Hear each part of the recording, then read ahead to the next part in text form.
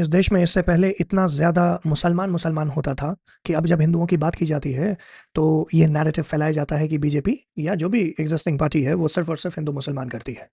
लेकिन कोई इस बात पे बात करने को तैयार नहीं है कि इस देश में मुसलमान माइनॉरिटी होते हुए सबसे ज़्यादा स्पीड से आगे बढ़ा पॉपुलेशन में ही बस। पढ़ाई में वो वहीं रह गया जहाँ पर 1947 में था और यही कारण है कि आज देश के मुसलमानों में एक तरीके का अविश्वास है सरकारों के प्रति। यही कारण है जिसके कारण काफ़ी ज़्यादा मुसलमान बच्चे जो हैं आज भी इस तरीके की मदरसे की पढ़ाई से इन्फ्लुएंस हो रहे हैं जो अपने ही देश को अपना मानने से मना करता है। यही कारण है कि मुसलमान जो है सिर्फ और सिर्फ ऐसा ही काम कर रहा होता है जिसको कोई नहीं करना चाहता है। यही कारण है कि मुसलमान अपने ही मुल्क में गद्दारी करने तक को तैयार है, फटने को तैयार है, अपने ही भाई बंधु और देशवासियों को मारने को तैयार है। इसलिए बिकॉज मुसलमानों को हमेशा डरा कर रखा गया, इसलिए क्योंकि उन्हें यह हमेशा बताया गया कि आप सिर्फ और सिर्फ मजहब के नाम पर वोट करेंगे, चाहे उससे आपका फायदा हो रहा हो या नुकसान।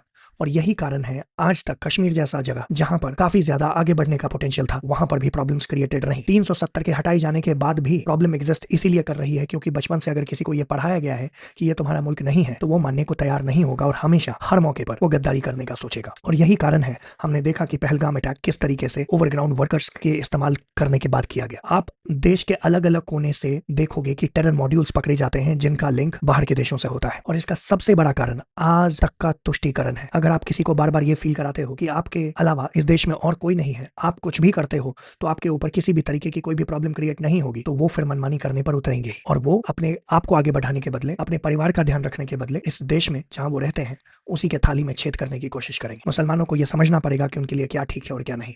मुसलमानों को यह भी समझना पड़ेगा कि उन्हें ऐसा क्या करना चाहिए जिससे वो बाकी लोगों के साथ आगे बढ़ सके। रिलीजन एक पर्सनल चीज है, लेकिन उससे ज्यादा बड़ी इंपॉर्टेंट ये चीज है कि मुसलमान इस बात को समझे कि उसका आगे बढ़ना, पढ़ना लिखना और दुनिया के साथ कंधे से कंधा मिलाकर आगे बढ़ना कितना जरूरी है। नहीं तो सिर्फ और सिर्फ आप एक वोट बैंक की तरह यूज होते रहेंगे और उसका नुकसान जो है आपको एज अ कम्युनिटी, आपको एज अ फैमिली झेलना पड़ेगा। काफी सालों से, पिछले 70-80 सालों से यही होता आया है।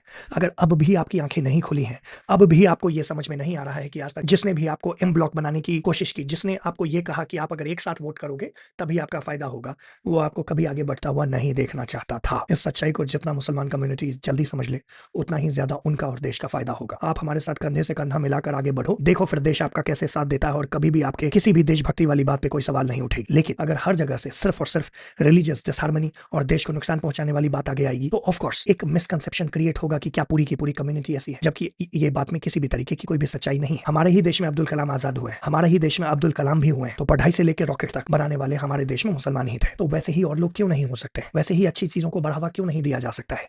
वैसे ही इसी मुल्क को अपना मुल्क पूरी तरीके से मानकर इस देश के लिए खून बहाने को तैयार क्यों नहीं हो सकते? तो मैं अपनी बात यहीं रखना चाहूंगा। तो इसीलिए मैं कंक्लूड करना चाहूंगा कि ये देश जितना मेरा है उतना ही आपका है। अगर कोई भी आपको इसके अदरवाइज बताने की कोशिश करता है तो उस गलतफहमी को निकालने के लिए आपको अपने आप को प्रूव करना पड़ेगा और इसीलिए आपकी वफादारी जो है देश के प्रति पहले बनती है। तो इस बात का ध्यान रखें, वोट बैंक पॉलिटिक्स में ना फंसे और अपने ऊपर ध्यान दें, अपने परिवार का ध्यान दें, कम्युनिटी का ध्यान दें और उसको लेकर आगे बढ़े। जय हिंद।